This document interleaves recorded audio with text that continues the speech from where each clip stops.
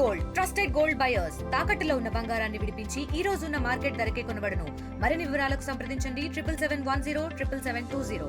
రాష్ట్రంలో ప్రస్తుతం జరుగుతున్న ఉప ఎన్నికల నేపథ్యంలో ఇప్పటికే వైసీపీ నేతల బృందం ఎన్నికల కమిషన్ పలుసార్లు కలిసింది. ఈ రోజు కూడా వైసీపీ నేతల బృందం ఎన్నికల కమిషన్ కలిసిన పరిస్థితి. మనతో పాటు మాట్లాడడానికి మాజీ మంత్రి ఆదిమూలపు సురేష్ ఒకసారి మాట్లాడతారు. సార్, ఏ విషయం మీద కలిసి ఇప్పటికే వైసీపీ నేతల బృందం తరచూ కలుస్తూనే ఉంది ఎన్నికల కమిషన్. ఈ రోజు ఎందుకు కలిసి?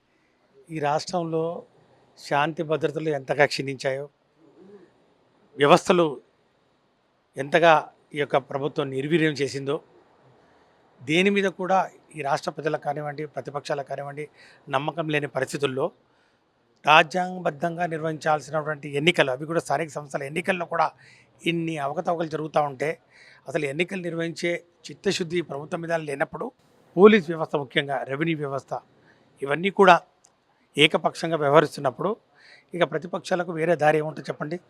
ఎలక్షన్ కమిషన్ ఆచరించడం తప్ప. అందుకే ఈరోజు ఎలక్షన్ కమిషన్ దగ్గరికి రావడం జరిగింది.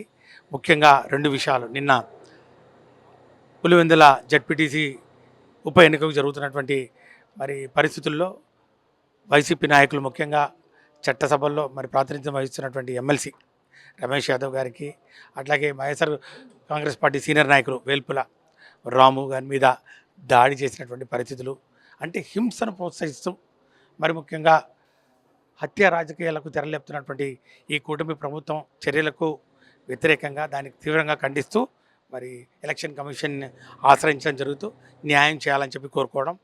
ఈరోజు కొండేపి గ్రామ పంచాయతీకి జరుగుతున్నటువంటి ఎన్నికల్లో దళిత మహిళలకు రిజర్వ్ చేసినటువంటి సర్పంచ్ పోస్టుకు వైఎస్ఆర్ కాంగ్రెస్ పార్టీ తరఫున పోటీ చేస్తున్నటువంటి శ్రీమతి పల్లె మేరమ్మ గారి అభ్యర్థిత్వాన్ని ఫోర్జరీ సంతకంతో విత్డ్రాయల్ పేపర్స్ సబ్మిట్ చేసి నామినేషన్ను విత్డ్రా చేసి ఆ ఎన్నికను ఏకగ్రీవంగా చేసే క్రమంలో పోలీస్ వారు కానివ్వండి, రిటర్నింగ్ ఆఫీసర్ కానివ్వండి, ఎలక్షన్ అధికారులు కానివ్వండి, ముఖ్యంగా ఎలక్షన్ నిర్వహిస్తున్నటువంటి వ్యక్తులు, అక్కడ ఉన్నటువంటి మంత్రి గారి ఒత్తిడికి, క్యాబినెట్ ర్యాంక్ హోదా ఉన్నటువంటి చైర్మన్ గారు, మ్యారిటైమ్ బోర్డు చైర్మన్ గారు ఒత్తిడికి లొంగి ఏకపక్షంగా, ముఖ్యంగా ఏకగ్రీవంగా సర్పంచి పోస్టును వారికి అందించాలనే ఒక తపనతో, తాపత్రయంతో వారు ఓడిగట్టినటువంటి ఈ యొక్క ప్రజాస్వామ్య వ్యతిరేకతను, ప్రజాస్వామ్యాన్ని కూని చేసే కార్యక్రమాన్ని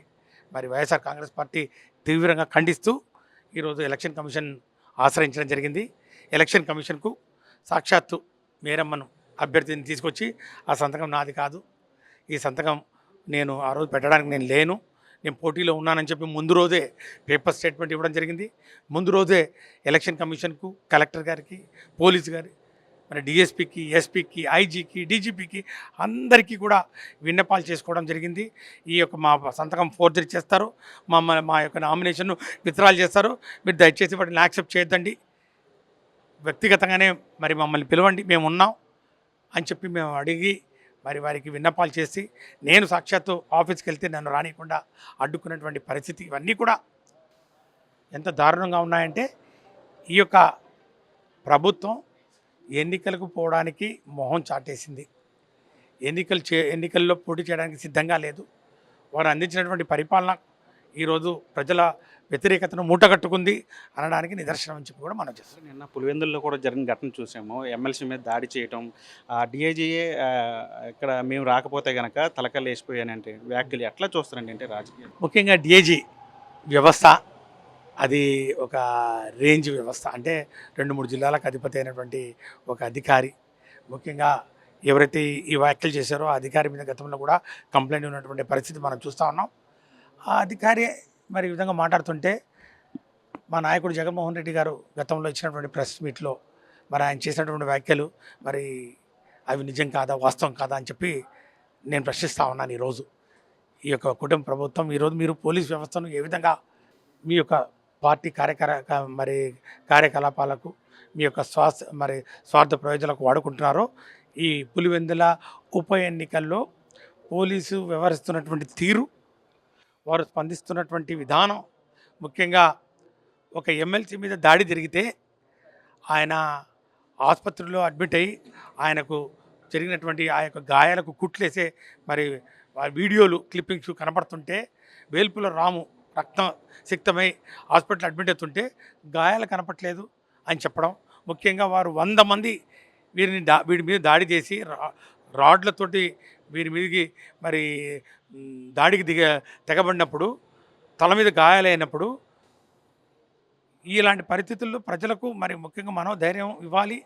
ముఖ్యంగా శాంతి భద్రతల పరిరక్షణలో పోలీసు వారు ఉన్నారు, పోలీసు వారు మరి శాంతి భద్రతలను కాపాడతారనే భరోసా కల్పించాల్సింది పోయి డిఐజీ గారు తల లేచిపోతాయి వాళ్ళని ప్రోత్సహించే విధంగా, ఎవరైతే దాడి చేశారో వాళ్ళని ప్రోత్సహించే విధంగా మీరు ఇంకా చంపండిరా, మీరు తలలు తగ్గట్లేదనే అర్థం వచ్చేలాగా మాట్లాడుతున్న వైనం ఈరోజు చూసి ప్రజలంతా కూడా విస్తుపోతున్నటువంటి పరిస్థితి. ఇది చాలా దారుణం. ఈ విధంగా మాట్లాడడం అక్షేపణీయం. ఇది ఖచ్చితంగా ఒక రాజ్యాంగబద్ధంగా వ్యవహరిస్తున్నటువంటి అధికారులు మాట్లాడే తీరు కాదు. ఖచ్చితంగా రాబోయే రోజుల్లో ప్రజలు గమనిస్తూ ఉన్నారు. మరి ఈ విధంగా ఏకపక్షంగా వ్యవహరించే అధికారులు కూడా ఖచ్చితంగా ప్రజా తీర్పుకు రాబోయే రోజుల్లో వారికి కూడా మరి దోషులుగా నిలబడే పరిస్థితి ఉంటుందని చెప్పి కూడా నేను మనవి చేస్తాను. అంటే ఒక్క ఉప ఎన్నికల సమయంలోనే కాదు, మీ అధినేత జగన్ ఎక్కడికి వెళ్ళినా సరే అక్కడ అష్టదిగ్బంధనం చేస్తున్నారు. కనీసం నేతలను కలవట్లేదు, అభిమానులను చూడటానికి రానివ్వట్లేదు, నేతలను ముందస్తు అరెస్టులు చేస్తున్నారు. ఎట్లా చూస్తారు సార్ ఇది?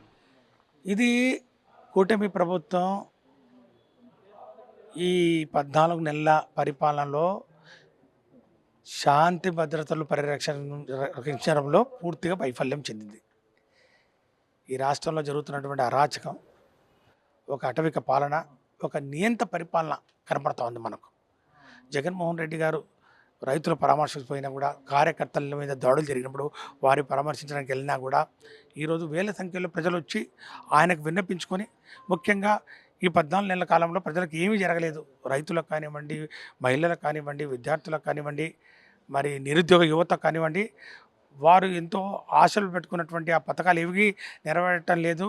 మరి ఎవరికి చెప్పుకోవాలి, మరి ప్రతిపక్షంలో ఉన్నటువంటి నాయకుడికి తప్ప అని చెప్పి ఈరోజు వాళ్ళు పెద్ద సంఖ్యలో, వేల సంఖ్యలో వస్తూ ఉంటే ఓర్చుకోలేక ఈరోజు మరి కూటమి ప్రభుత్వం ఈ విధంగా నిర్బంధం, ముఖ్యంగా ఎక్కడికెక్కడ మరి పోలీస్ పహారా పెట్టి ప్రజలను రానియకుండా చేసే కార్యక్రమం జరిగినా కూడా ఎక్కడ కూడా వాళ్ళు సక్సెస్ కాలేకపోయినారు.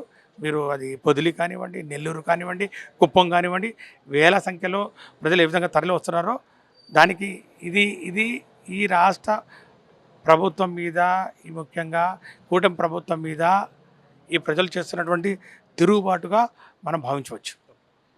ఇది మొత్తంగా మాజీ మంత్రి ఆదిమూలపు సురేష్ చెప్తున్నారు. అయితే అంటే రాష్ట్రంలో ఒక నియంత పాలన జరుగుతూ ఉంది.